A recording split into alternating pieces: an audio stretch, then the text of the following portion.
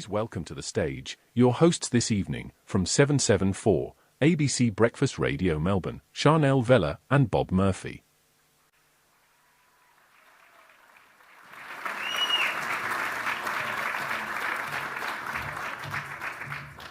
Look how nice we look up there. You look younger. That's been airbrushed, and I'm all for it. Good evening, distinguished guests, ladies and gentlemen. Welcome to the 2026 Australian of the Year Awards for Victoria. Thank you so much for joining us today. I am Chanel Vella. And I'm Bob Murphy, spoiler. We're from the ABC, and it's our pleasure to be your hosts this evening at the Leaper Family Pavilion Arts Centre, Melbourne in Naarm. Right around the nation, each state and territory have their own moment to recognise and celebrate extraordinary achievements, just as we are tonight. There will be stories of courage, compassion, resilience and hope. These are the stories of everyday Australians sharing a passion to make a meaningful difference for our communities. Whether you're here with us in the room tonight or watching online at australianoftheyear.org.au, welcome. To commence formal proceedings, I'd like to invite Wurundjeri Elder Uncle Bill Nicholson Jr. to welcome us all to country.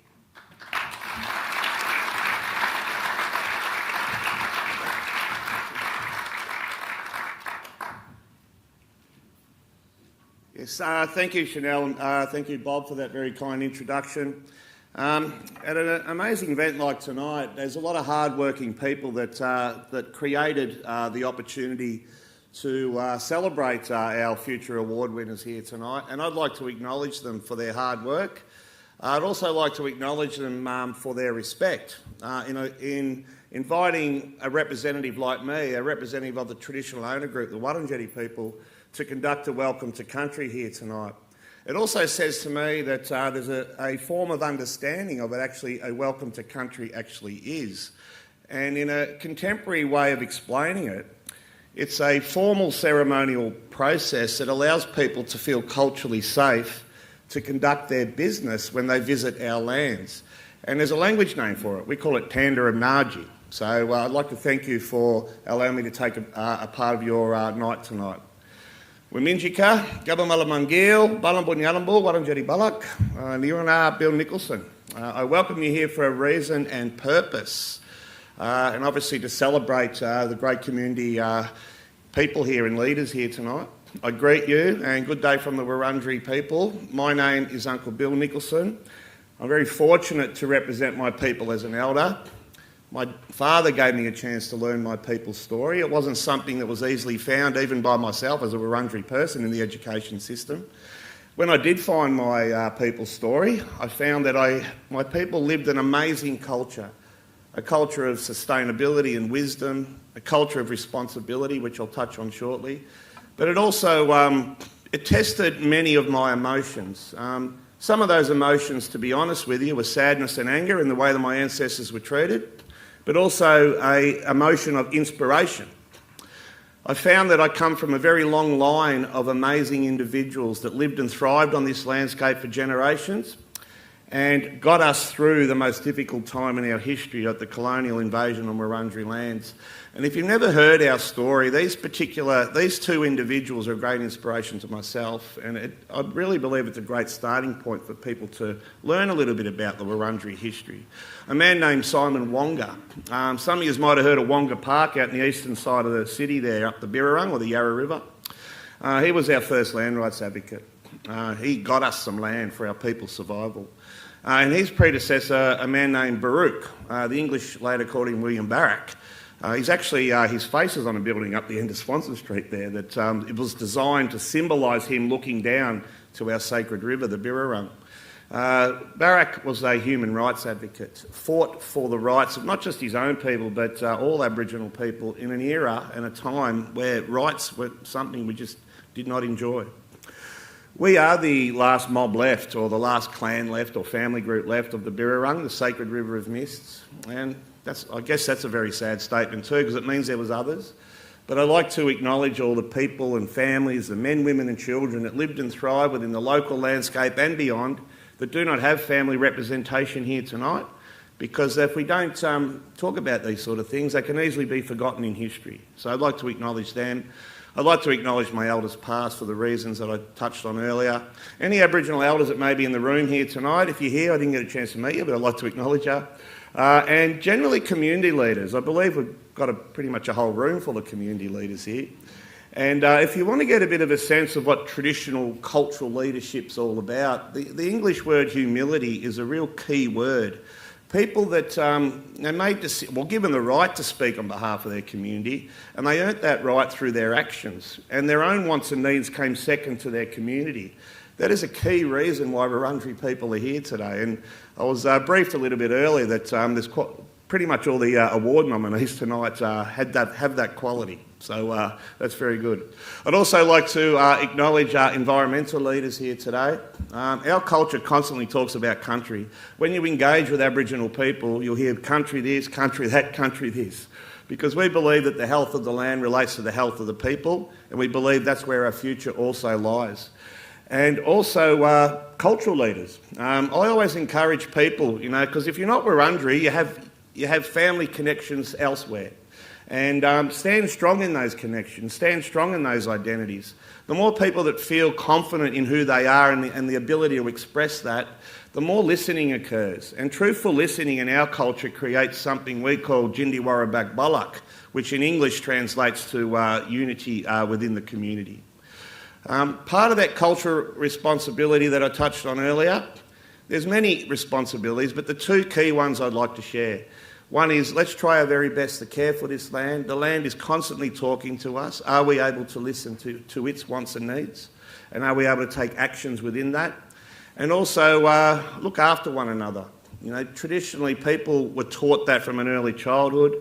They were taught knowledge and skills to be able to, yes, look after themselves, but their actions and their taking that responsibility also looked after everyone around them. And when everyone played that role, everyone was cared for.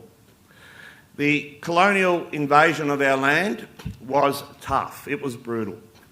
The message from that is, look, I always encourage people, if we make mistakes, as an individual, as a community, as a nation, if we don't learn from our mistakes and continue to make them, we're not really moving in a positive direction. So let's try our very best to understand that mistakes were made in the past. They were based on racial discrimination. And I like to challenge people with that. Let's try and get rid of that once and for all off Wurundjeri land, and let's get rid of discrimination altogether, because that's not who we are, I believe, as a community. And but the residue from the past still exists, and unfortunately we do feel that. The Welcome to Country ceremony in itself, it has many aspects to it, but like I said, it allowed a culturally safe place to exist, not too far up the river actually, at a place called Tudak. You won't find Wurundjeri people living there anymore. They call that Toorak today, but they don't pay us enough to live up there. But I'd just like to say, to feel truly welcome to this land, respect of the land, its people and culture is Bunjil's law, and that law was never ceded, which means it's still here. And I feel that respect, like I said at the very start of the welcome. So I'd like to say on behalf of myself and my community, and in particular my ancestors, I'd like to say Waminjika Wurundjeri Biik, which is welcome Wurundjeri country to you all. Congratulations on the future award winners. You've all earned it, no doubt. And I'd like to say Non Godjin, which is thank you, so Non Godjin.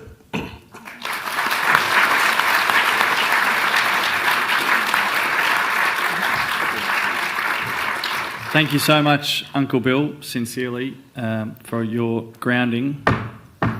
Welcome to country. I would now like to invite Harrison Craig to perform the Australian National Anthem. If you're able to, please stand.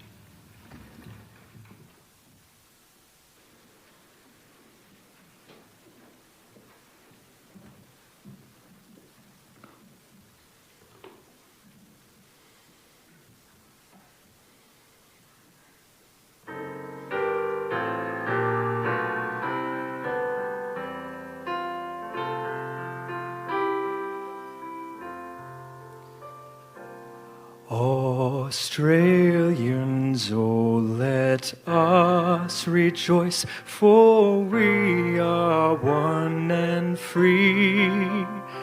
We've golden soil and wealth for toil. Our home is girt by sea. Our land abounds in nature's gifts of beauty rich and rare.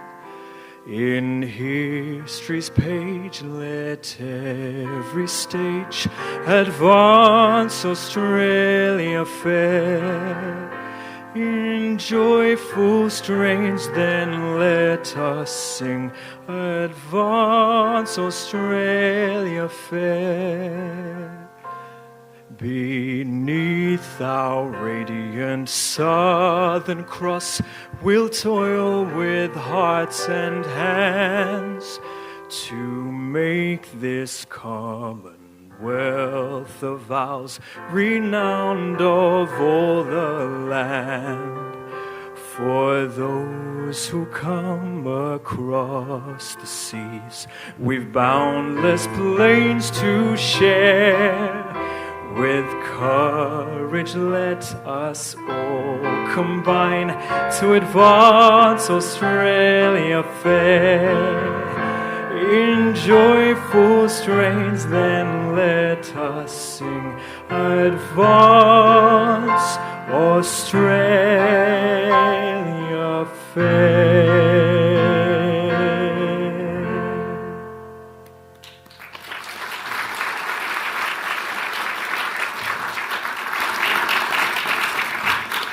You may be seated. Thank you so much, Harrison, for that powerful rendition of the national anthem. This evening, we're here to celebrate some incredible Victorians. I encourage you to show your support on social media using the hashtag #AusOfTheYear, that's AUS of the year. The Australian of the Year Awards shine a spotlight on the special people whose contributions lead us, inspire us, and make our country a far better place. A warm welcome to all of our nominees and, of course, to your lovely families, loved ones and guests. You're all a testament to what can grow out of small seeds of action. I know that we will all learn from and be inspired by your tenacity and your commitment. I'd also like to extend a warm welcome to Her Excellency Professor the Honourable Margaret Gardner, Governor of Victoria, and Professor Glyn Davis. The Honourable Ben Carroll, Deputy Premier, representing the Premier of Victoria. Mr John Foreman, Chair, and Mr Mark Fraser, Chief Executive Officer of the National Australia Day Council, and other members of the National Australia Day Council Board who are here this evening. Before we continue, I'd like to take a moment to acknowledge some very special guests.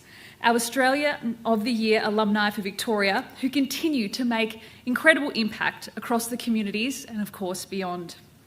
Joining us this evening is, of course, a man who needs no introduction, Mr Neil Danaher, our 2025 Victorian and National Australian of the Year.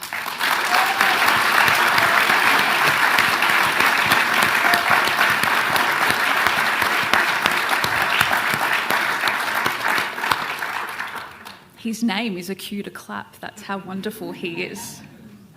Also from 2025, we're delighted to welcome our local hero, Ms Jasmine Hurst, and young Australian, Ms Aishwarya Kanisar.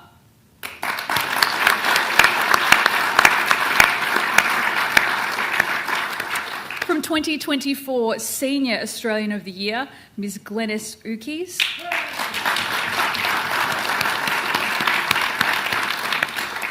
And Young Australian of the Year, Mr Bhakta Badadur Bhattacharya.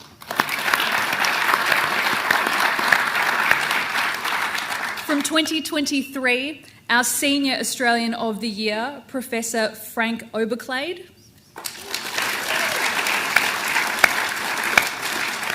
Young Australian of the Year, Mr Darcy McGawley Bartlett. Local hero, Ms Belinda Young. And Australian of the Year, Dr Raj Killen. And of course, Professor Patrick McGorry, our 2010 Victorian and National Australian of the Year.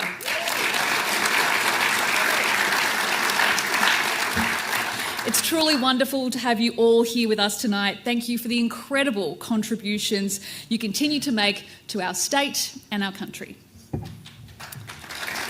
Absolutely. Thank you for celebrating our award ceremony with us this evening. Now, this year, once again, we received thousands of excellent nominations from the public, who nominated an Australian who inspires them. After a very challenging shortlisting process, our 18 incredible Victorian nominees are here tonight. Each nominee was selected by a diverse panel of representatives from across Victoria. Thank you to the selection panel members who are also here with us this evening. Our nominees range from volunteers, professionals and local community members to fearless advocates. They each have their own pathways and motivations. All I can say is, get ready to be inspired as we hear their stories. One recipient will be announced in each of these 4 categories: Australia's Local Hero, Young Australian of the Year, Senior Australian of the Year, and of course, Australian of the Year. Our 4 Victorian Award winners will then join the other states and territory recipients at the National Awards on the eve of Australia Day, where the Prime Minister will reveal our National Australian of the Year recipients live, of course, on the ABC. It goes without saying that our nominees are already legends in Victoria and, of course, Australia's eyes. We thank them for their contributions to our state and our country. Let's give them another round of applause.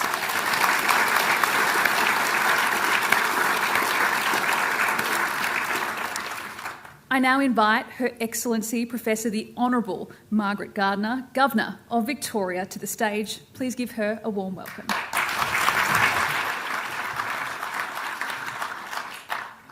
Good evening. The Honourable Ben Carroll, Deputy Premier, Minister for Education, Minister for WorkSafe and the TAC representing the Premier, John Foreman Chair, Mark Fraser Chief Executive Officer and board members of the National Australia Day Council, Australian of the Year alumni, one and all, selection panel representatives and nominees, most particularly the 2026 Victorian Australian of the Year Awards, and distinguished guests, which is all of you. Let me thank Uncle Bill Nicholson for the welcome to country, the warm welcome to country, and say that I acknowledge the traditional owners of this land, the Wurundjeri people, the Eastern Kulin Nations, and pay my respects to their elders past and present, and to any Aboriginal elders who are in the room with us this evening. In 1960, the chair of what was then known as the Victorian Australia Day Council first announced an honour bearing the name Australian of the Year. There are bound to be a few people in this room who were around in 1960, but perhaps looking at your general youth, not too many. This was a time well before our nation had established the Order of Australia, which is our honours system. And so the new award announced in 1960 spoke to a growing desire in our community to recognise Australian achievements in a distinctly Australian way. As the editors of The Age said of the award upon its inception, we are beginning to count for something in the world, and we should be extremely proud of this fact. In its formative years, the award was given to those who brought the greatest honour to Australia, a criterion often interpreted as those who had achieved the greatest international acclaim. So that's how these awards started. Sporting heroes, Nobel Prize winners, and cultural celebrities were common in the list of early recipients. Yet we mustn't forget that, despite the tendency in that era to rely on international validation for what we thought was valuable, the awards themselves were actually Australian. Still today, there are very few examples of other nations with a central, public and annual award to honour the achievements of some of its citizens. It isn't something that happens everywhere else. Even our closest neighbour has only awarded a New Zealander of the Year since 2010, an award that was ironically founded for them by an Australian. We can be proud to have pioneered such a system of celebrating achievement, and that it has been so enthusiastically embraced by the community across the intervening decades. Today, despite its Victorian origins, and we should celebrate that fact too, it was our idea first. The Australian of the Year Awards are now a national program. Nominations are no longer chosen by a panel as they had been, but are drawn directly from the community, and recipients are less dependent on finding some marker of global recognition, but are recognised by our community on the merits of what they have done for the communities here. What we value. All of the nominees here tonight form part of what is in fact a changing story of how we demonstrate the things in which we have pride, the things that we see are a national achievement. To be named an Australian of the Year for Victoria in any category is certainly an honour. Owing to a healthy dose of humility, in this nation, we're often quick to pass the credit elsewhere when someone offers us praise. And indeed, I sat next to one of the winners earlier who said, I wasn't nervous on the night because I didn't think I'd win the award. No matter what kind of service you're being recognised for tonight, I know that actually seeking awards and accolades is not the reason you're here. You're here because other people recognised what you were doing. In acknowledging your individual contributions, we are all collectively celebrating something much greater. We celebrate living in a state and a nation with an openly declared and shared sense of what we value and care about, because that is what we are actually doing here. We celebrate the opportunity we all have to realise our potential and give back to our communities, and we celebrate our collective work to build our futures together. It's true that you don't need an award or a title to do any of the things that might make a great difference. But to have a system of national recognition is to remind ourselves that all these things are possible and that we want to actually stand behind and support people to take these sorts of actions. Through these awards, we show our gratitude for those who achieve on behalf of us all. All the nominees here tonight, they demonstrate this fact. Congratulations on this well-deserved recognition, and best wishes to those who'll be progressing to the national awards. Regardless of whether you win, tonight's ceremony is a token of the deep appreciation of a very grateful state. Thank you.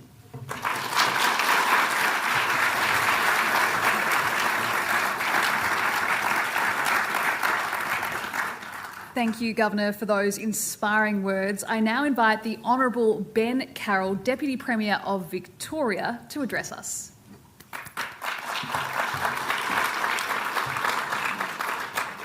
Thank you all for the warm welcome. Can I acknowledge Uncle Bill Jr. and Uncle Bill Nicholson Jr. and pay my respects to elders past, present and emerging, and in particular thank him for that very warm welcome to country. Can I also acknowledge Her Excellency Professor the Honourable Margaret Gardner, Governor of Victoria. Thank you for that wonderful speech, Governor, and in particular highlighting the history. And as always is good to get one up on the New Zealanders, and that was a bit of history I did not know that we're 50 years ahead of them. That's a very good thing. Can I also acknowledge your partner, Professor Glyn Davis, who's with us here tonight. Thank you for being here, Glyn.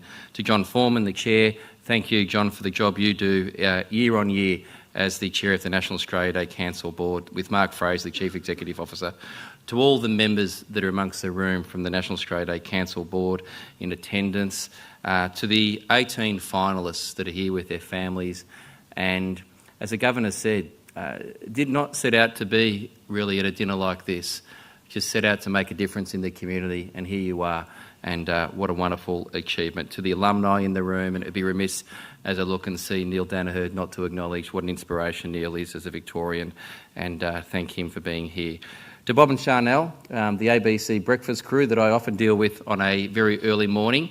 I don't know how many coffees you've had, Bob and Charnel, but you're both looking very good, and we look forward to hearing a bit more about the awards very early and bright tomorrow morning. Can I say the Premier wishes she could be here tonight, and she does extend her congratulations to all of tonight's nominees and award recipients. Our state is home to people who do extraordinary things day in and day out. People that have had unique challenges, unique stories and unique journeys. Tonight is about celebrating and recognising incredibly remarkable, thoughtful, empathetic Victorians. These remarkable Victorians hail from every corner of our great state. They come with community backgrounds, with diverse backgrounds, with different experiences and interests. One thing they all have in common is that they lead with their heads and they lead with their hearts. And we honour them today because they are champions of positive change, making a difference every day in our community. Without them, Victoria wouldn't be the education state, the sporting capital, the empathetic state, the state that is always putting equality at the heart and making sure that we are a more inclusive and stronger state. And tonight we'll hear some more of their stories as well. As the Governor said, we have a very proud history of the Australian of the Year Award winners and nominees back to 1960. The nominees we celebrate tonight inspire us and remind us of why Victoria is such a special place in the great country of Australia. We do know that Victoria's greatest strength has and always will be its people. And tonight, from a field of more than 380 Victorian nominations, there will be a further selection where we will recognise the Australian of the Year Awards and reward exceptional and inspirational Victorians. Victorians who saw a problem and committed themselves to creating positive change. They weren't just about words, they were about deeds. And through this, they encourage us all to step up every day to make sure that we can all make a difference and not accept the status quo in the community. To all Victorian nominees, you should be immensely proud of the legacy you've already built in the community. We want to recognise the time and effort you've dedicated over the years to making sure no one in the community is left behind. Tonight's nominees are heroes and role models across all walks of life. These include a founder of an Aboriginal cultural centre dedicated to strengthening community connections through arts, language and education. Women who haven't been afraid to roll up their sleeves, providing vital support to regional and rural farmers in times of hardship. Passionate defenders of the environment with an unwavering commitment to protecting our wildlife and preserving our planet for future generations. Mental health advocates who are driving cultural change by leading conversations to encourage more people to seek help. A change maker who refuses to accept homelessness as being inevitable, instead sees it as a catalyst for national reform. An engineer who leads with confidence, compassion and professionalism, even the most daunting of challenges. A disability advocate whose lived experience fuels their tireless efforts to drive accessibility and foster inclusion wherever they go. Respected community leaders who champion inclusion, ensuring migrants and people from diverse cultural backgrounds find a sense of belonging and connection. Early childhood educators who nurture empathy and create enriching learning spaces to foster growth for every child. These are just some of the exceptional Victorians we're honouring tonight. We are so honoured to have you in the room tonight with your family and with your supporters. I do encourage you all to take this opportunity to get to know them, discover them, find out what inspired them, and explore how their work has helped shape Victoria and our great nation. Can I close by saying congratulations to all 2026 Victorian Australian of the Year nominees. Tonight is all about celebrating your extraordinary impact in the community. On behalf of all Victorians, thank you for your selflessness, the personal sacrifices you have made, and for making our state and our nation a greater place. I wish you all the very best of luck for the National Awards in January. Please know that the whole of Victoria and the community stands behind you. You've inspired us, you've made us proud, and you've made us a better state, and you've made us a more united state. Thank you, and good luck for the rest of the evening.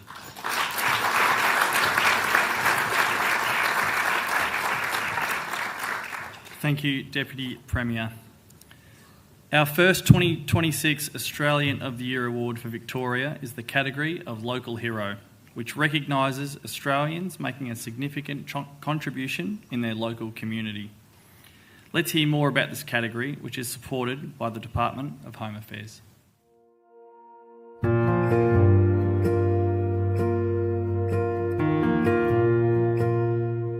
Our local heroes are everyday Australians doing amazing things in their local communities. They represent what's great about communities. They keep their communities strong, and they are the fabric of our society. It's not easy to just sit around and talk about the problems. I urge everyone, be kind and respectful. You too can be part of the change of the solution. They'll tell you when we open our doors to our neighbours, we open our hearts, and we give ourselves the chance to rejoice with others, to learn from them. Hey, it's Tony Burke, the Minister for Home Affairs. I just want to tell you why it's so important that we sponsor the Local Heroes Award. This award, people don't compete for it. People just do what they do. And I love when we recognise people who never sought recognition. There are people who are local heroes because they just very humbly go out and do jobs every day that show leadership through their work. There are people who are local heroes because they stand up for people who, when no one else is standing up for them. There are people who are local heroes because in a moment of crisis, they just step up without thinking about themselves and just helping others. But most importantly, everybody being awarded today did it because of their love of their community, love of their country, love of the people you are helping. And that is worthy of recognition. The award not only acknowledges work done so far, but gives encouragement to continue, and that's important.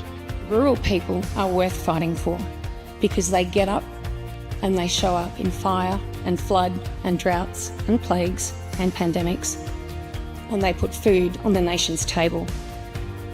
So the least we can do as a nation is make sure that they're getting support when they look for it. Creating a home in Australia is not always easy. It's about providing opportunities, stability and hope to people who, just like us, just want a chance to make something of their lives.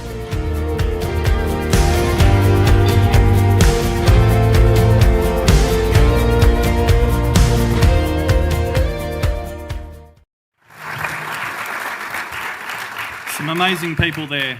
The nominees for the 2026 Local Hero for Victoria Award are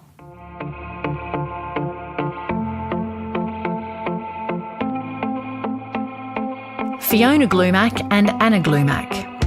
Fiona and Anna Glumac's pioneering work in Victoria with young children and the elderly is changing perceptions about how childcare and aged care can work together to benefit the young and old alike. Their vision of combined childcare and residential care is breaking down barriers and transforming how different age groups can live and learn from each other. Carly McInnes and Tammy Meehan. Through the work of their One Red Tree Resource Centre in Ararat, Carly McInnes and Tammy Meehan have developed new approaches to delivering mental health support to rural communities. They're delivering life-changing results by placing early career psychologists in various community settings where support is needed most, bringing new hope to the community through their determination and compassion. Susan Moore. Susan Moore has saved the lives of thousands of native animals in Victoria. At any time of the day or night, she'll come to the aid of injured animals, caring for them until they can be set free. She's an expert in treating injured koalas and is highly respected by local vets and her community for her knowledge and selfless dedication. Linda Widdop. Linda Widdop's passion, drive and organisational energy is helping Australian farmers when they need it most, delivering much needed feed for livestock affected by drought, floods or fire. The founder of Aussie Hay Runners has built a hugely effective rural organisation that brings hope and relief to fellow Australians experiencing tough times on the land, lifting spirits and boosting morale.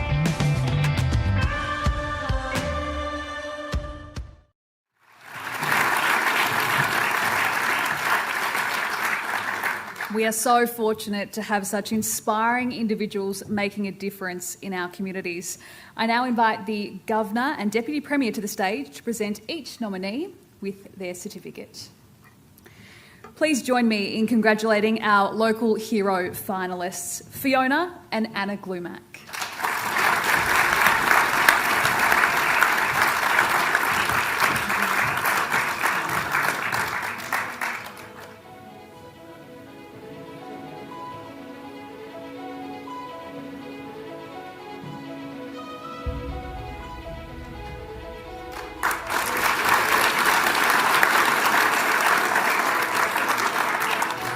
Carly McInnes and Tammy Meehan.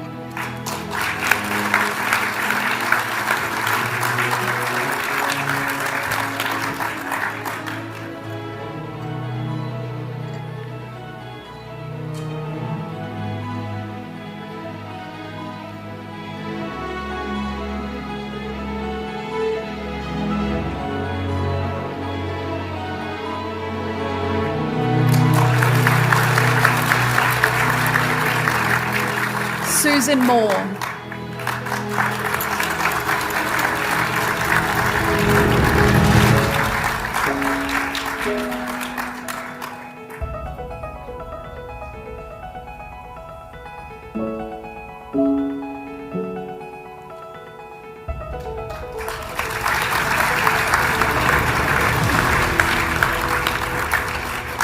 And accepting the certificate tonight on behalf of Linda Widdop is John Cirillo, who is Director at Aussie Hay Runners.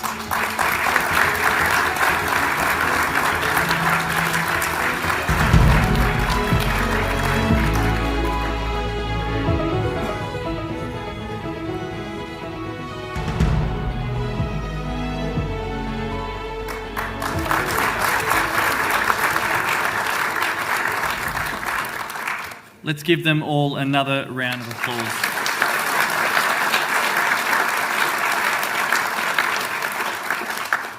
Deputy Premier, please tell us who is our 2026 local hero for Victoria. Thank you, Bob.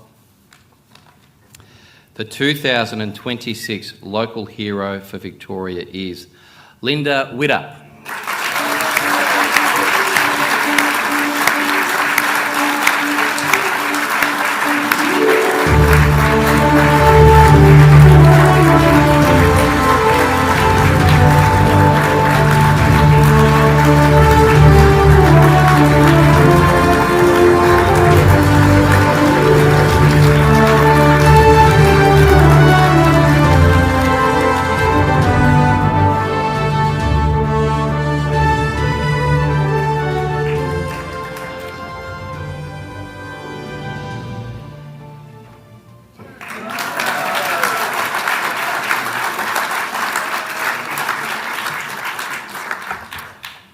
While we were very much looking forward to welcoming Linda on stage tonight, unfortunately she was unable to join us in person. Thankfully, Linda has recorded a special message to share with us all. Please turn your attention to the screens. Good evening, everyone. It's Linda from Aussie Hay Runners.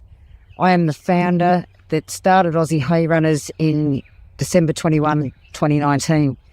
We did our first run to Dunedoo in New South Wales to help the drought-affected farmers up there who were in a really bad way. We took only 3 loads of hay up and a heap of utes, trailers and horse floats. Since then, we have grown to over 74 semi-trailers, that we are able to utilise at any time. We're predominantly helping farmers that go through unprecedented tragedies, be it flood, fire, extreme weather events and drought. Aussie Hay Runners are partnered with RAMP's Rural Adversity Mental Health Program that enables us to also give the farmers just that little bit more of a hand up. I'd like to take the opportunity to thank everybody that's put me into this award. It's very, very honourable. I feel very humbled by it. I'd also like to thank all the boys and girls that help make Aussie Hay Runners who we are. Thank you very much.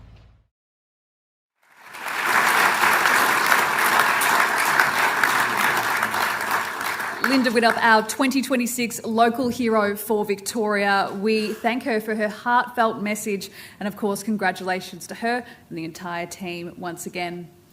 Our next category is the Young Australian of the Year Award. This category is supported by the Australian Government Office for Youth. This award was introduced in 1979 and recognises inspiring young Australians aged between 16 and 30 years of age who have already accomplished great things. Let's hear more about the Young Australian of the Year category from some past recipients.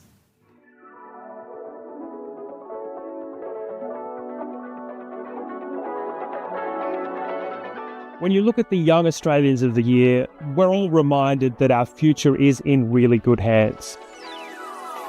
I've been given the opportunity in such a beautiful country to be myself, and for me the most important thing is to help the next generation and also inspire them to be themselves and follow their dreams. We have the power to shape the future and make Australia a place where we're all proud, where we all belong, and where we stand united. I'm proud to congratulate our exceptional State and Territory Young Australian of the Year finalists for 2026. As Minister for Youth, I'm honoured to support and sponsor the Young Australian of the Year category in these national awards, where the wonderful accomplishments of our young people are in the spotlight. You are inspiring examples of dedication to making positive change, instilling hope for a better and brighter future. You clearly show that young people have so much to offer. Our young finalists are an inspiration to all Australians, and I hope others will see your hard work and choose to become more actively involved in their own communities too. I'm excited to see what's next for these incredible finalists, your contributions to our future, and your influence as amazing role models. I wish you nothing but success. The Young Australians of the Year have a really impressive energy and a drive to make Australia a better place. It is still crazy to me that I've done what I have in sport, and I want young kids to know that I was once in the same position that they are now, hoping and dreaming of one day of doing something big.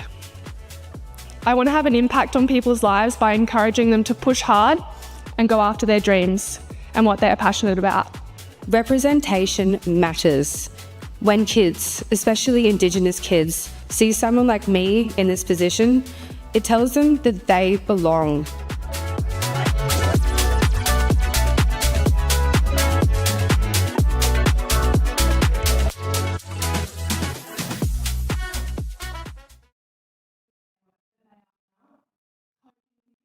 One day of doing something big.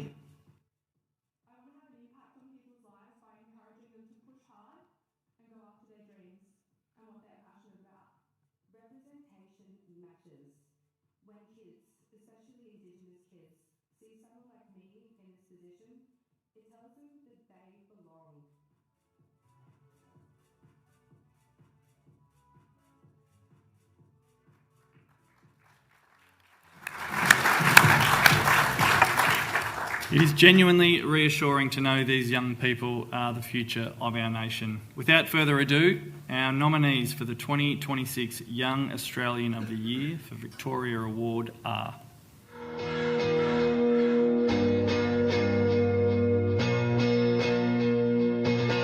Tim Hart. Tim Hart exemplifies the power of individual resilience and intellectual achievement. Forced to forego a promising ballet career, Tim has become an international advocate for people with disabilities while simultaneously pioneering significant breakthroughs in renewable energy research. Tim is helping create a more sustainable, equitable society by combining scientific excellence with a commitment to social justice.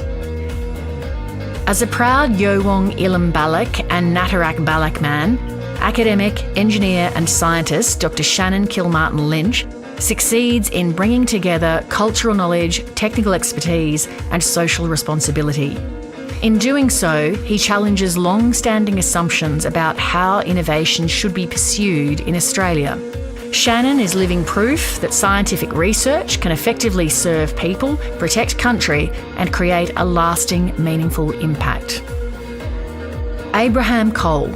Abraham Cole is a dynamic leader helping young people in his community who often get overlooked or marginalised. As a sports mentor for young people, he's changing lives while also raising millions of dollars to support African Australian families and justice-involved youth. He's recognised as a powerful voice on youth justice and community-led responses to offending. Lucy Skelton.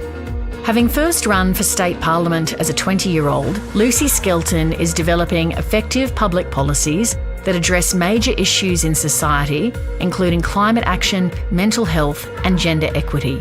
Lucy, who's a highly skilled communicator, launched the Policy Library resource, which is aimed at making evidence-based policy solutions more accessible to both the public and policymakers.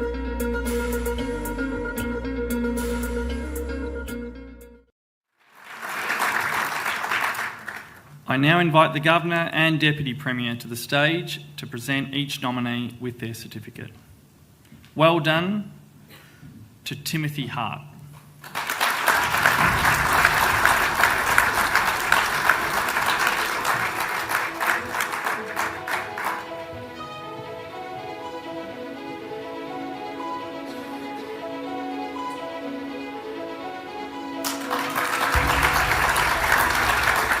Dr. Shannon Kilmartin-Lynch.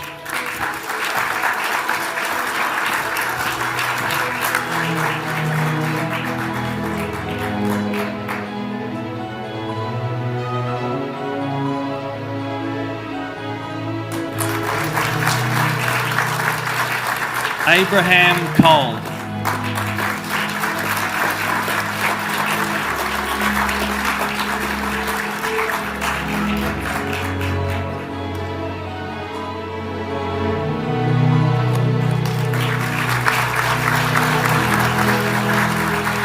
And Lucy Skelton.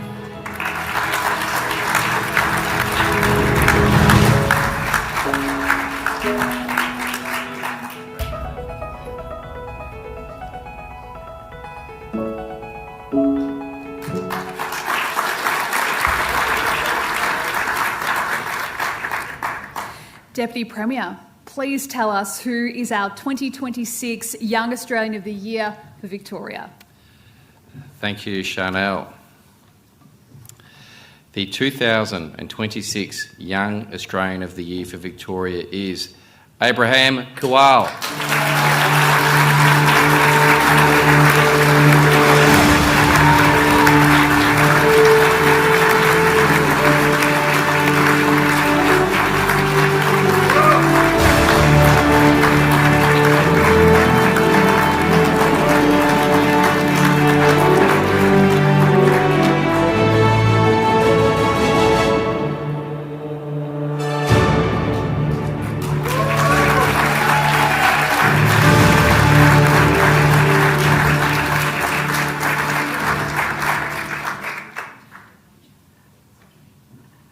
Give him another round of applause. How wonderful. How do you feel looking at that award? It's all yours. Ooh, I don't even know how to feel.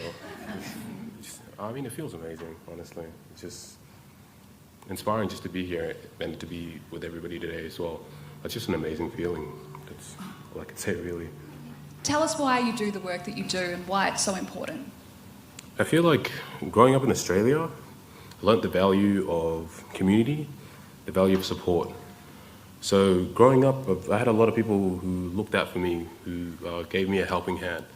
So that's mainly the motivation for why I do what I do today, because I guess at some point somebody needs a helping hand. I've been fortunate enough to get that helping hand. And it's allowed me to be where I am today. My family as well, like from where we come from, to come to here and to just be able to take in every opportunity to be able to build a future here, a future that I would have dreamed of as a kid. It's just amazing. So if one small act of kindness that I can do can help somebody else live a more meaningful life, then why not?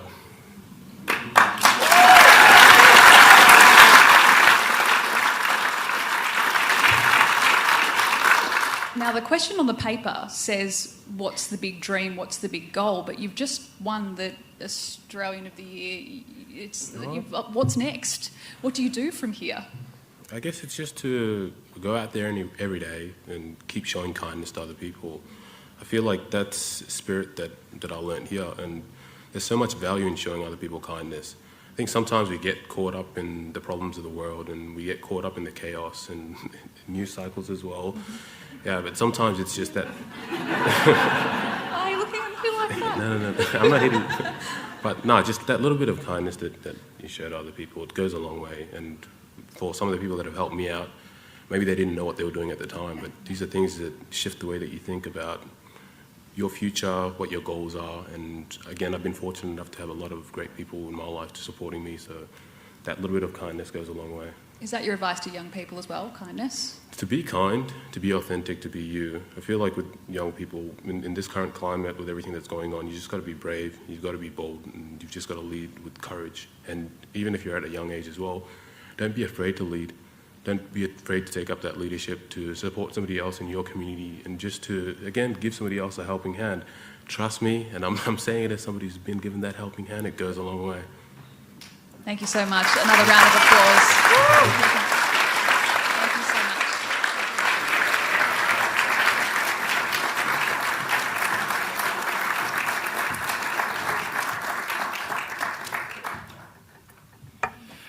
It's on to our next award, the Senior Australian of the Year Award. Thanks to our category partner, the Department of Health and Aged Care. This award celebrates Australians aged 65 years and over who continue to make a difference through their remarkable achievements. Let's hear some more about our Senior Australian of the Year category.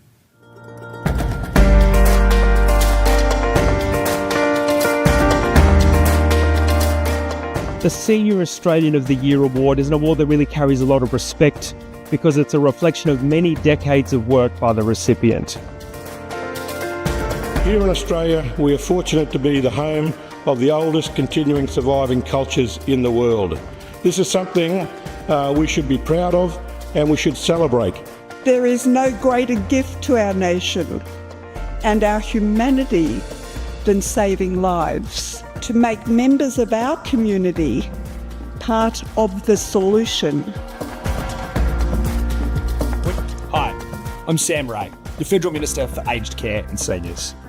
It's a genuine pleasure to congratulate you, our 2026 state and territory finalists for Senior Australian of the Year. This is a moment of great pride. Your dedication to enriching our nation and inspiring others has been moving to witness in my time as Minister for Seniors. Your innovation, leadership and service to our community means so much to so many, and these awards give us all an opportunity to reflect on and honour your incredible contributions. The Albanese Government is proud to sponsor these awards, to recognise and celebrate the older Australians who go above and beyond. Congratulations on your nominations, and I wish you all the very best for the awards. The Senior Australians of the Year are inspirational not only to other senior Australians, but to all Australians, and particularly to the younger generations coming through. We need equal rights, including fundings, services, and resources, so we can work side by side and support each other. And together we can share new ideas to heal our nation.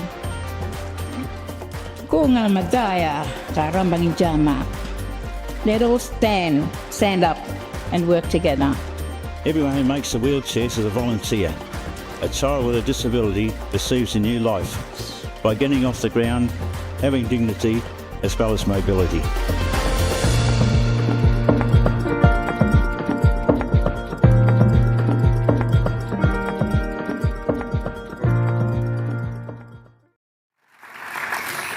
With a lifetime of service and success, let's now hear the stories of our nominees for the 2026 Senior Australian of the Year Award for Victoria.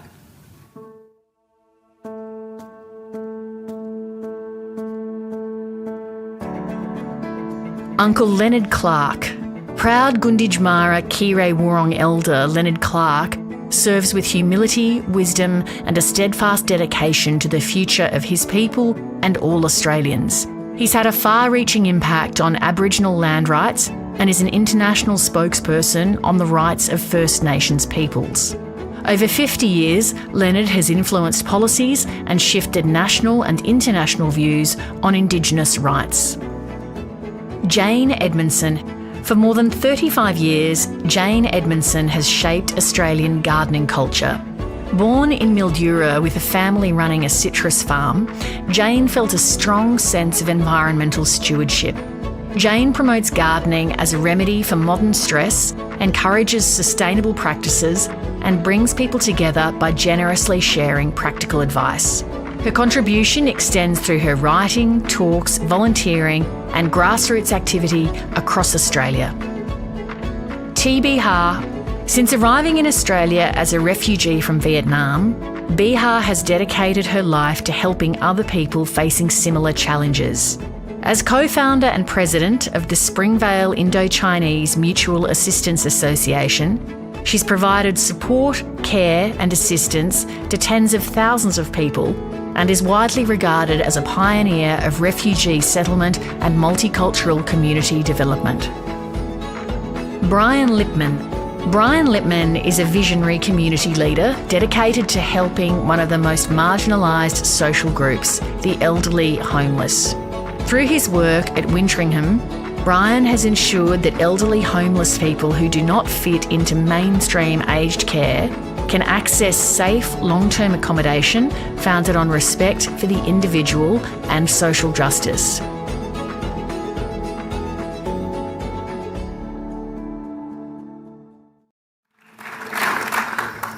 We now invite the Governor and Deputy Premier back to the stage to present each nominee with their certificate.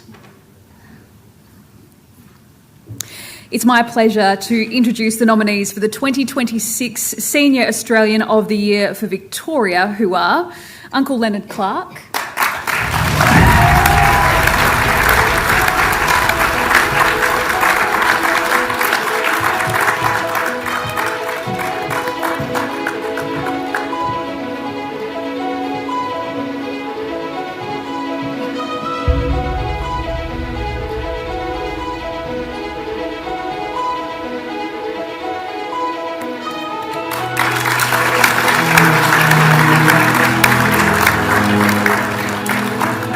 Jane Edmondson, good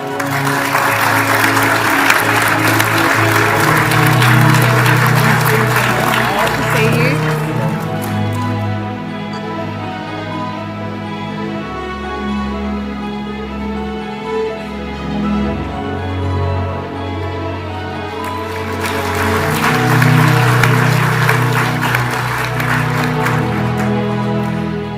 T.B.Ha.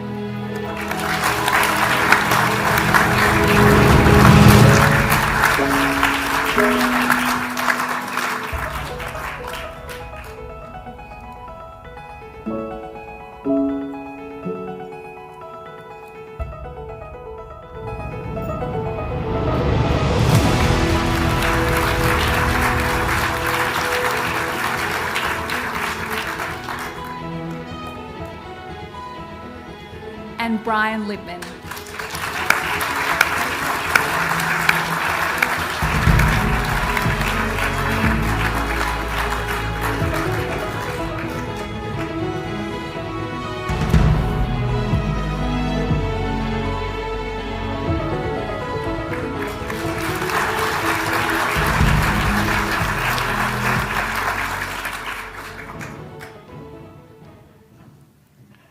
Another round of applause for these incredibly important members of our community.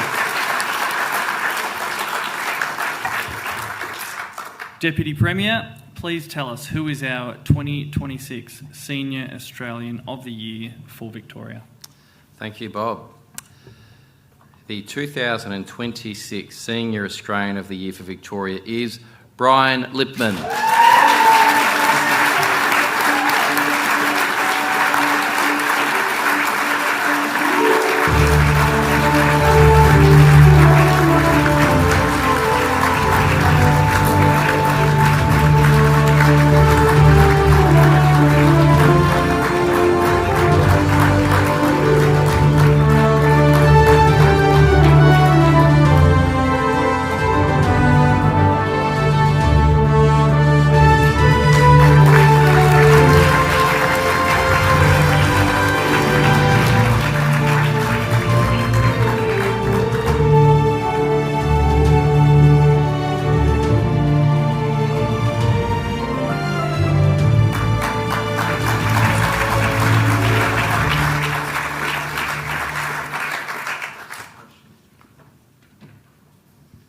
Brian, congratulations. It's a big life and it's a big moment.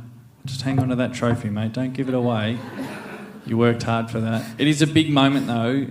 The obvious thing to ask is, how does it feel in the moment? Well, isn't it good to be old and stupid and nervous? So, yeah, I'm a bit overwhelmed, but we were camping in the Pilbara, and we eventually got some reception, got a text message that had been nominated, and I just thought it was bullshit. So I rang and found out it wasn't, and then I said to my wife, I really don't want to do this. And Dot said, you are going to do it, and you are going to win. And not for the first time in a very long life, happy life together, she was right.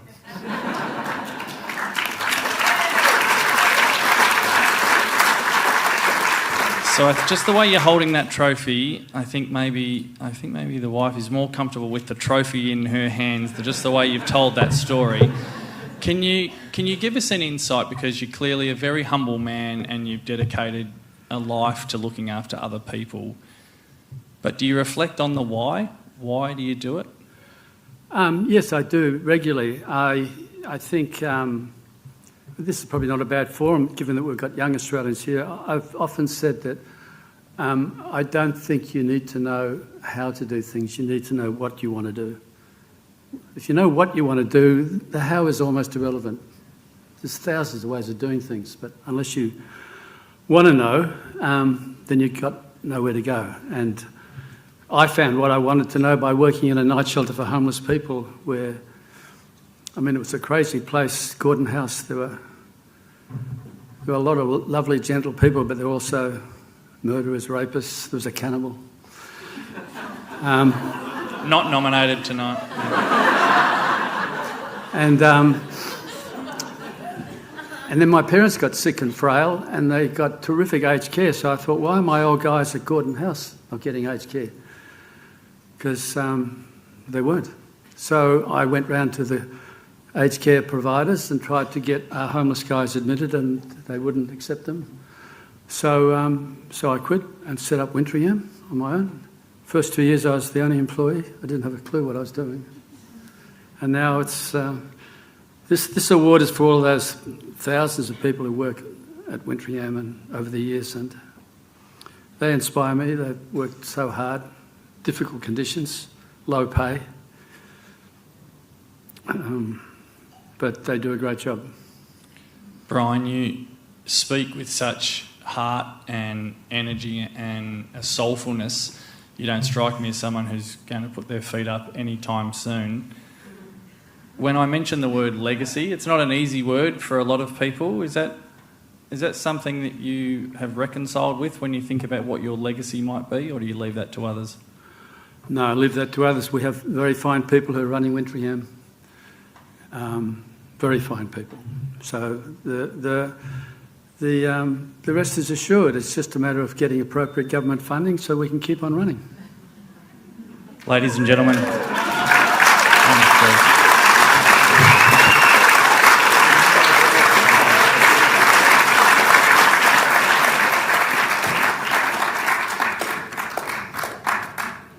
appropriate government funding looks at Ben Carroll.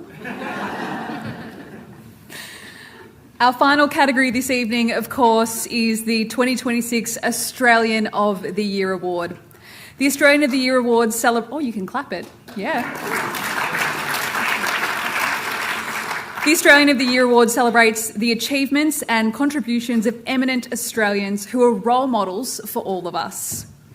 As you know, our past recipients have come from many different backgrounds and sectors, reflecting the diversity of our Victorian community. It is a real privilege to witness what they achieved during their time as Australian of the Year for Victoria and to celebrate their causes, their passions and their achievements. Let's take a moment to hear from some of our past recipients.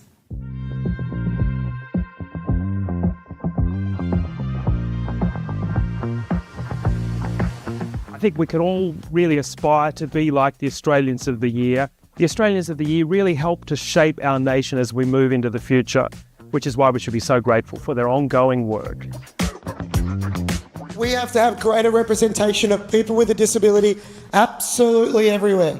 In our boardrooms, in our parliaments, in our mainstream schools, on our dating apps, on our sporting fields, in our universities, absolutely everywhere. If I can make a difference to someone else's life, if they can draw some strength by hearing what I say and knowing that I'm speaking on their behalf, it'll give me a lot of hope. There's a temptation to take the easy route. I think that life will be better if we mould it to make it as comfortable as possible. Time is short, get amongst it and take your kids with you. When you look back at the amazing list of Australians of the Year over the last 60 plus years, it's an extraordinary group of people.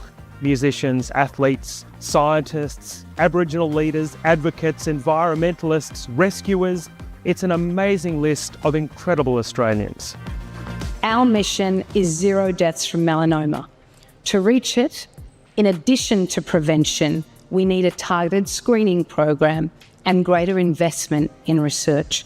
This must be a national health priority. Beyond melanoma and into the broader cancer field, more courage is needed to push treatment boundaries, backed by science, for the benefit of all cancer patients. If people truly understood the challenges we face, they'd join the fight with me. And you have. Together, we have built a movement.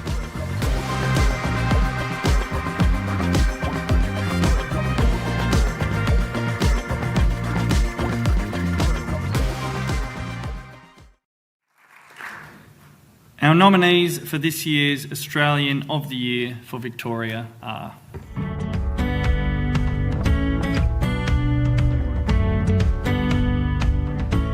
Carrie Bickmore. In 2015, Carrie Bickmore dedicated her Gold Logie Award win to her late husband Greg, who passed away following a 10-year battle with brain cancer.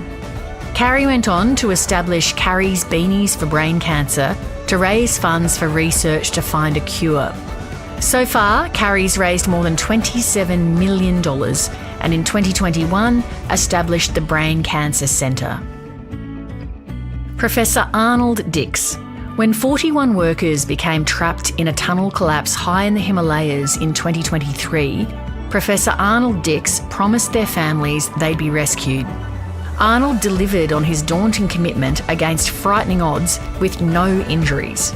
Drawing on his expertise in geology, engineering, law and emergency planning, Arnold guides high-risk projects around the world with quiet, heroic humility. Leela Sweeney McDougall.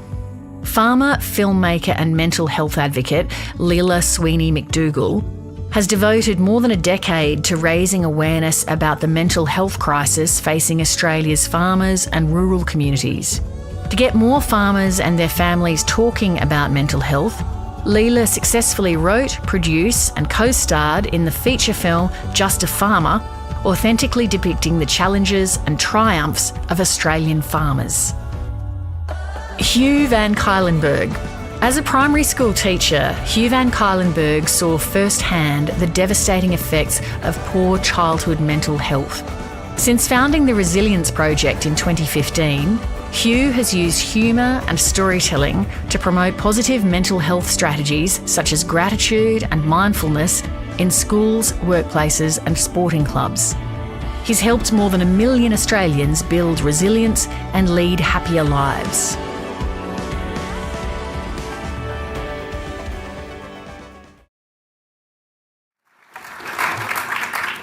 Governor, would you do us the honour of presenting certificates to these remarkable nominees? It gives me great pleasure to invite to the stage our nominees. Carrie Bickmore.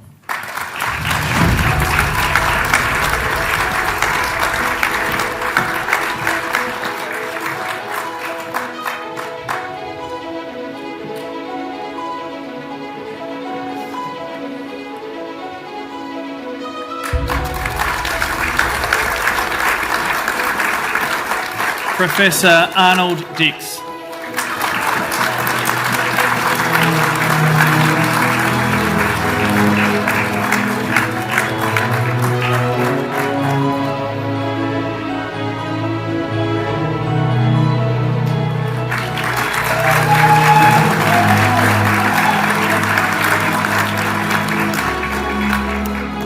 Leela Sweeney McDougall.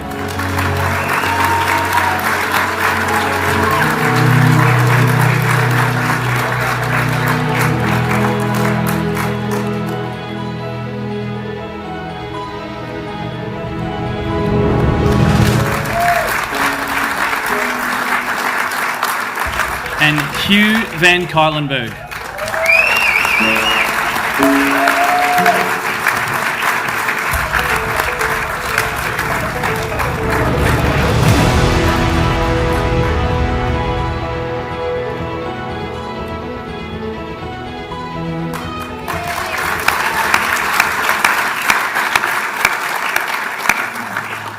Now, before we announce the winner, we'd like to acknowledge someone truly, truly remarkable who is in the room with us tonight. Please join us in giving a warm round of applause to our 2025 Victorian and National Australian of the Year, Neil Danaher.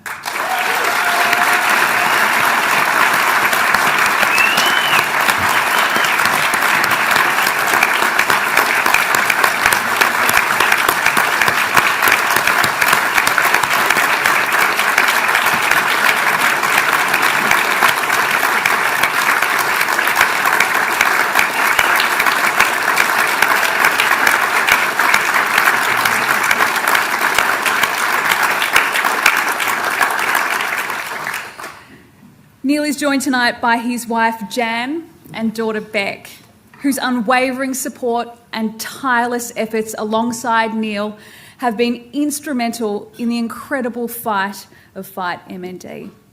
Neil has recorded a special message to share with you all. Please turn your attention to the screen. Being named Australian of the Year is a great honour.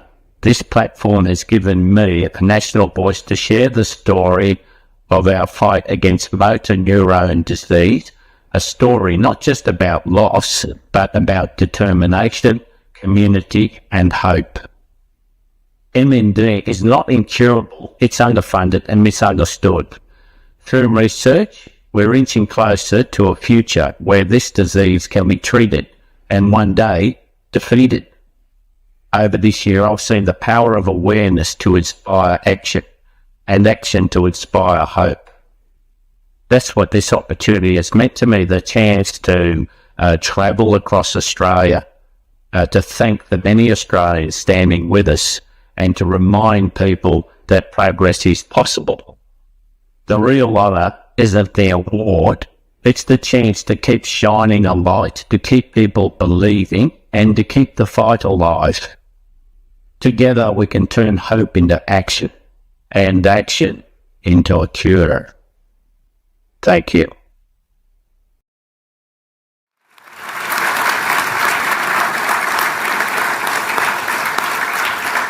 Thank you so much, Neil. I know you were a little bit salty earlier that you thought the standing ovation could have gone for a couple of minutes longer, but genuinely, your incredible work with Fight MND is inspiring to every single one of us. You continue to inspire us across the entire country. Now it's time for the moment we've all been waiting for. I'd like to invite the Governor to return to the stage and the Deputy Premier to the lectern to announce... Well, I was focused on giving Neil a bit of a clip that I missed the formalities, and that's why they have the run sheet. That's why I've got Charnel next to me. Anyway, it's the big one. Come on, we're about to announce the big one, guys.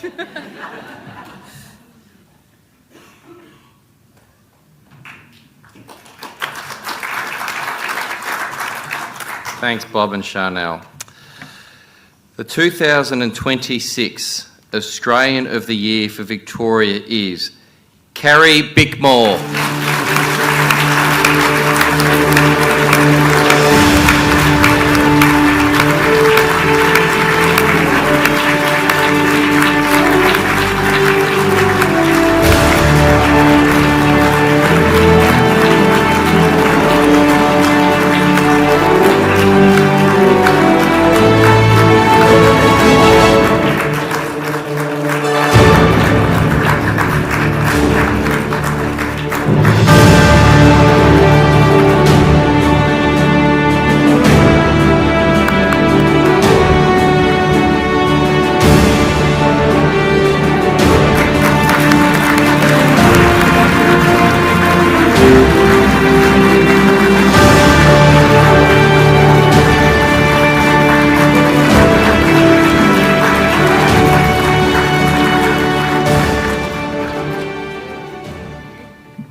My shoes off. Oh, I know. I might take them off again. They're so sore. Just take them off. Do you want me to take mine off too? That's how much I wasn't expecting. Take the other one off. Oh, yeah. Okay. There you go. And I don't have tissues for you either. No, that's I'm okay. so sorry. Sorry. It's okay. What's running through your mind right now? Similar to what Brian said before when I heard about the nomination for this award. I found out through my manager and I said to him, and I said, could you politely say thank you very much, but I absolutely don't want it. Because I feel like there's so many people, not only in the brain cancer space, but in the world that are doing incredible things, and it just made me deeply uncomfortable. And then he said to me, have you thought about what it might mean for the people at your foundation, the people at your brain cancer centre, the chance to raise more money for everyone fighting cancer? And I thought, yeah. And I would be a coward if I didn't accept the nomination and accept it on their behalf. So, yeah, thanks to him for making me accept the nomination. From where it all started to $27 million, could you have ever imagined it would reach this height? And what do you do next? It's really bittersweet, to be honest, because I wouldn't be here unless my late husband had died. And so while I graciously accept the award, if I could go back and make that little 21-year-old young Carrie not have to watch her boyfriend have a seizure in bed and then endure a 9-year battle with brain cancer, I would do that. And I couldn't and I can't, and it was one of the most horrific things I've ever watched. And it took me a long time to know what to do post that, because when you've been through something like that, you just want to run away from it because it is all-consuming and a horrendous thing to go through. And then I realised with my platform that I had the ability to make sure that no other amazing man like Greg, no other young girl like myself who hadn't even had a chance to work out what life was going to be for her have to go through something like that. And so that's why I decided to set up my foundation, and I naively thought $1 million might help us find a cure, and I can laugh at myself and you're all allowed to laugh with me because I genuinely knew that little about research that I thought that would be groundbreaking. And then when I quickly learnt a lot about research, I realised that was not even a drop in the ocean. And the 27 million that we've gone on to raise, the further 45 million in leverage investment that we've created, all of that is incredible. But again, it's not going to cure brain cancer. And there are over 150 billionaires in our country, and if I could just have coffee with every single one of them, get $1 million from each of them, I swear to God, I'll never talk about it again. I will go off and we will find a cure. We bat above our average in this country when it comes to medical research and science. We are extraordinary. Our Brain Cancer Centre has some of the greatest minds in this country at the moment, clinical trials happening, which is not something I could have ever imagined, that will hopefully one day save lives. But the reality is that centre will not continue unless we get significant funding. It's that black and white. And significant funding is not $1 million, it's not $5 million, it's $100, $200 million. And we've seen it with other cancers. When cancers can get that kind of money and the researchers are given that opportunity, they can cure these diseases. They are able to.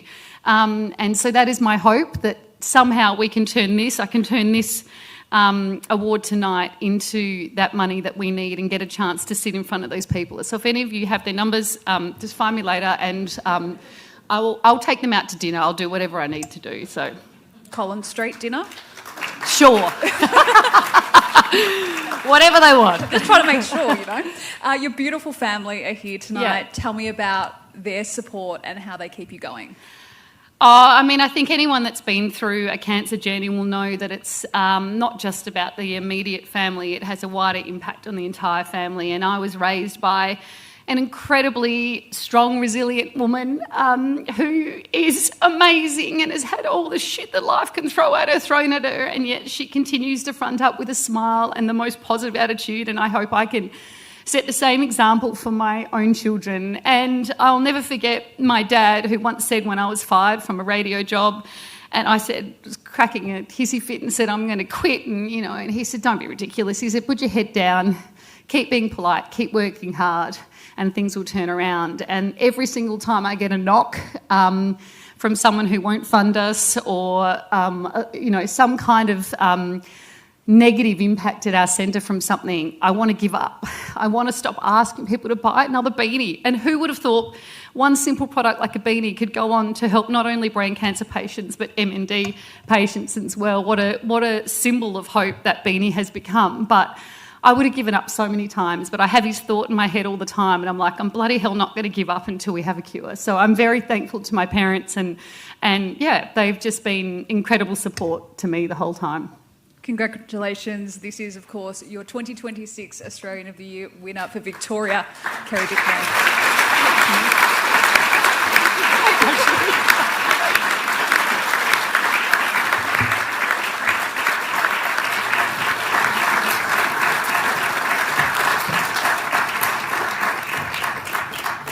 Well, what an evening it's been. I hope you're feeling as inspired and as uplifted as we are right now. So what's next for our 4 remarkable recipients? Well, their journey doesn't end here.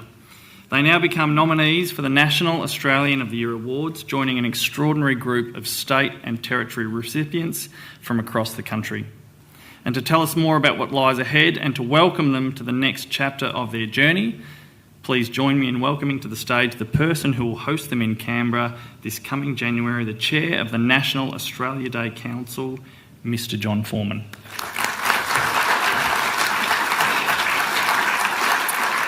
Thank you.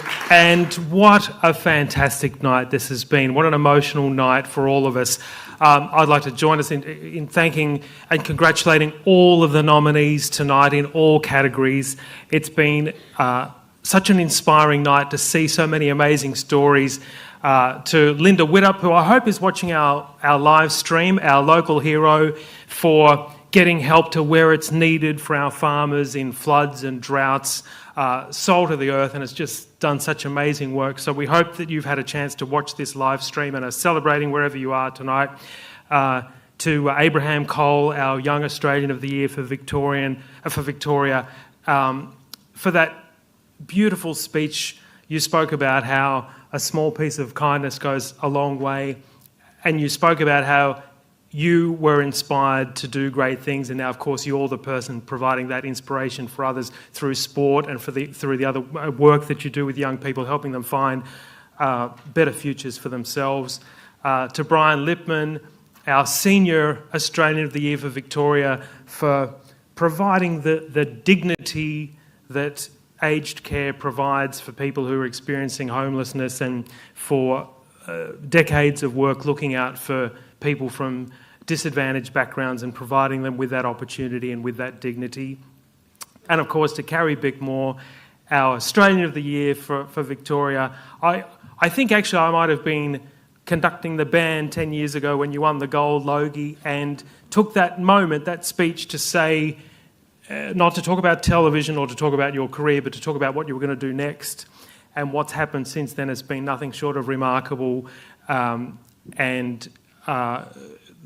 guess the theme that's run through a lot of tonight's speeches is one of humility, which Her Excellency spoke about at the beginning of the night. In fact, thinking back through that wonderful speech from Her Excellency about the history of the awards, the 66 years of these awards that started here in Victoria, and how they shine a light on those aspects of Australian society that we hold up as valuable. Courage combined with humility, leadership combined with an ability to be part of society, and empathy that the Deputy Premier spoke about. And when you think about these awards, they really serve two purposes. One, the main purpose is to congratulate all of you, the nominees and the recipients tonight, on your incredible work, and for your family and friends to be here to witness that. Congratulations, and to be part of that celebration. But the other element of this is actually to do with the word that Uncle Bill Nicholson used in his speech, which was inspiration. So the word inspirational is often used sort of as a synonym for excellent or very good, or inspirational means, excellent or, very high level of achievement. But there's this other element to it. When you inspire someone, you provoke them to do something. It may not necessarily be in your line of work, but when people tune into these awards tonight and the national awards on the ABC, they see those aspects of life that we value in the Australian character. They help to define our national identity. What I'm saying is the recipients of these awards and the nominees help us to understand who we are as Australian citizens. And that's the inspiration that's almost subliminal, but it means that everyone watching these events thinks, okay, that's what it means to be a great Australian citizen. So the role that you play goes beyond the immediate help that you're giving to the people in your communities and helps to shape our nation's identity. So to all of our nominees tonight, once again, congratulations, and I hope you've had a great night. And to our recipients, I look forward to seeing you all in Canberra.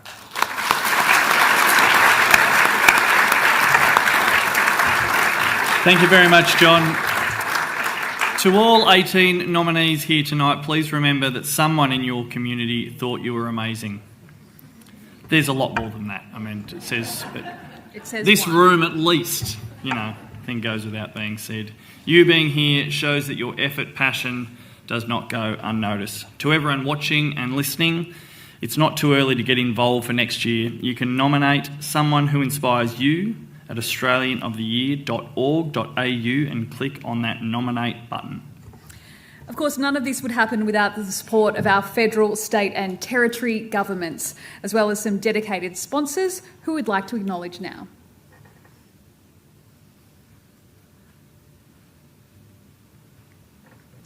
We've already heard from our category partners, the Department of Health and Aged Care, Home Affairs and the Australian Government Office for Youth. We thank our broadcast partner, the ABC. Say that one again. We thank our broadcast partner, the ABC. The ABC. Yeah, ABC. Hashtag ABC. Thank you to our media partner, Australian Community Media, reaching rural, regional and remote audiences around the country. Thanks to our accommodation partner, Crown Plaza Canberra, and to our cultural partner, the Australian National University, who produce the amazing trophies. Thank you to our exhibition partner, the National Museum of Australia, and our legal partner, Minter Ellison. Please join us in thanking our partners for their vital support.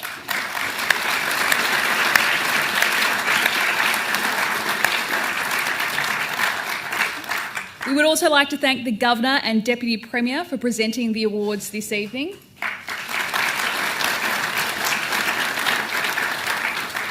And congratulations again to everyone involved. This does bring us to the end of the formal proceedings. Don't forget to tune in to the national announcement live on the ABC the evening before Australia Day. Just like tonight, it will be another beautiful and inspirational event.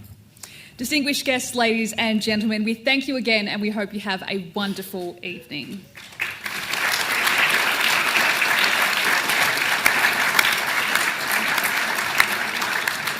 That does conclude formal proceedings, but we'll invite